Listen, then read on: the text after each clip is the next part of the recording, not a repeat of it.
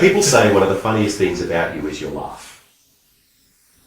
And it's loud too. It is loud. And so through the office, people know if you've heard something funny because your laugh reverberates around the office. You know, you've been here for how long? About 17 years, I think, or 16 years. 16 years. Yeah. I like to say that I rescued you from your engineering degree that you were failing. Yes, that's true. Yes. Is it true you were failing at the time? I certainly wasn't passing every subject. The only ones I was passing with it that had anything to do with software and software engineering, I was always And how were those courses. But they were probably the subjects that you actually attended. More than likely, I didn't spend in the bar, yes, being 18 or 19. You spent time at university in the bar? Absolutely. Yeah. It's shocking, isn't it? It's a shocking way to get through university. I don't think I was alone there. The bar was always very busy.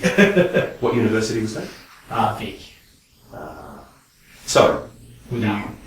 you were failing at university, then you came to work here, and you started here in a help desk role, if I remember correctly. Correct, yep. Started on the help desk.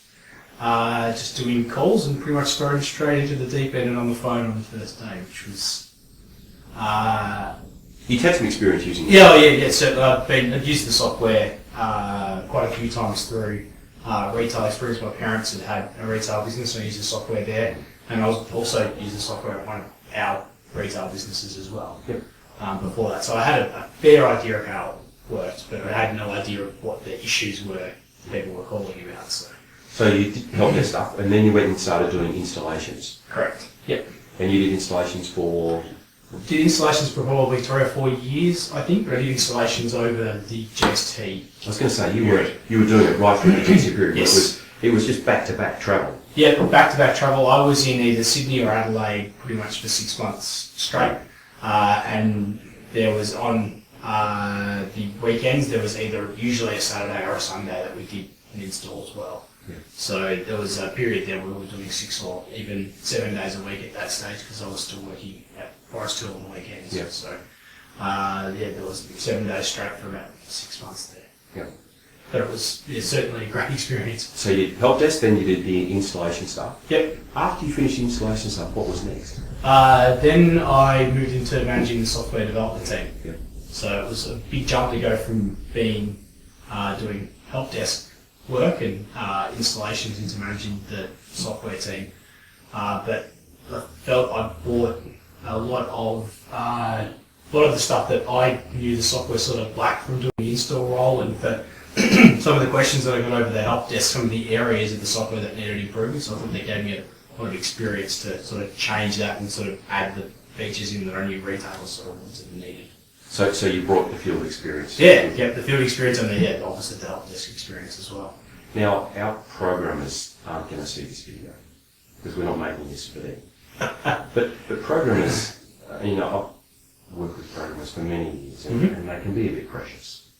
They can at times, yes, yeah. And so, you're navigating some fairly precious personalities with some real-world needs out in the retail marketplace. Yeah, I sort of liken it that developers are sort of more artistic than sort of business-oriented. As a sort of a rule, they have a view of how something should operate, and their view is sometimes a little short-sighted and not so open to all the flexibility that needs to be built into certain functions. They see one way of doing things and one way only, but they're not so open to discussions around the sort of flexibility that certain things need.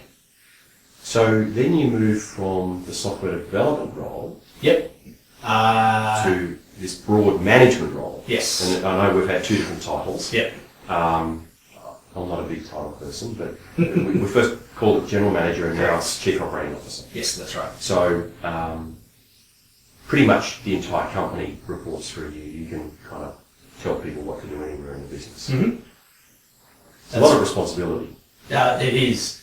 And certainly having to learn a lot of aspects about business that I sort of really hadn't had much to do with accounting, for instance. I've never really done any type of accounting before. But your wife's an accountant. Wife's an accountant, so she can tell you what to do. Well, she does what to do anyway. Yeah, but I had to sort of pick up accounting and I had to learn how to use, say, MYOB and other sort of software that we use managing the accounting side and work out the processes involved in that part.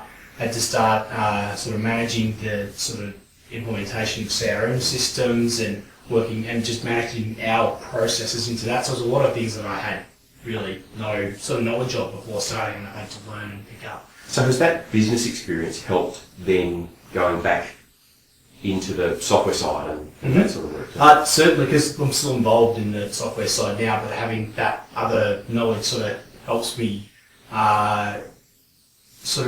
give the guys that are in charge of that team now the direction that they need to get certain functions implemented. And certainly when it comes to things, whenever they're doing anything financial, I've got a pretty good grasp of accounting now and we'll be able to direct them to the correct way it should be done in terms of recording the transactions. You're an escalation point, within the hierarchy of the company, so that if a customer is unhappy with help desk support, they go to our customer service manager. Yep. If they're unhappy with Mike Hill's response, then it would get escalated to you. Correct. How do you feel about those sort of escalations?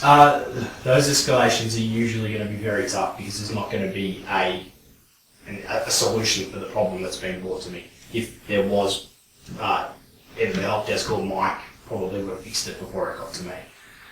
So usually it involves the software not doing something that the client either wanted or expected it to do, or there's some other issue to do with, say, hardware that has failed, it hasn't been supplied by us or something like that. So generally it's just about managing what the expectation is and whether there's a solution or not, just delivering that to the customer in a way that's respectful for both parties, both us and them, because if they've made some assumptions, then I sometimes need to correct those. And to do that in a way that continues to build a bridge rather than break it down. Yes. And what's the best part of your job? Some days that's going to be hard to pick. Some days aren't great, but because there are so many best parts. I still enjoy. There's a few things that I still enjoy getting involved with the software side of it and setting what our sort of development timeframes are for adding things into the software. I also enjoy dealing with sort of customers that are in trouble, usually from a theft situation is my most common involvement with customers. And I really enjoy trolling the data and finding out where customers have been stolen from and giving them that information. And I've been in court a few times on behalf of prosecution where clients have been stolen from. So that's sort of the two main areas that I enjoy. A question kind of to wrap things up from left field. If you had complete authority, people won't understand, but I often joke about getting knocked over by a bus that you may be driving. So if you had complete authority, what would you challenge?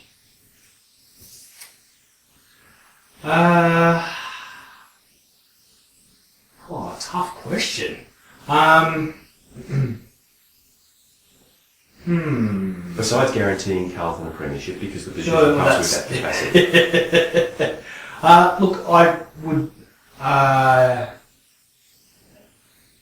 probably try and get the developers involved more into the help desk side, maybe, and get them to sort of hear and feel the issues that sort of people have with the software from time to time. Sort of in a real world way. Yeah, in a real world way, even whether it's just probably getting them out on site or something like that, just getting them to sort of understand it.